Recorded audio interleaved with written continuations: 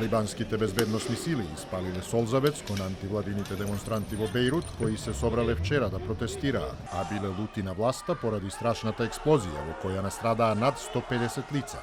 Либанските државни медиуми пренесуваат дека неколку лица се повредени во текот на протестот во близина на зградата на парламентот. Медиумите објавија и дека револтот кај граѓаните е и поради писмо од експерт кое во 2017 година било испратено до властите како предупредување дека поради хемиските супстанции во складиштето може да настане експлозија, но тие не реагирале. Трагедијата беше поттик и либанската амбасадорка во Јордан во четвртокот да си поднесе оставка, изјавувајќи дека целосната небрежност на владата на таа земја укажува на потребата за промена на раководството.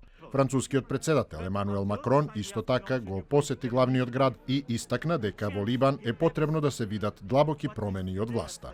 Тој повика и на меѓународна истрага за катастрофата. Обединетите нации пак бараат независна истрага за експлозијата.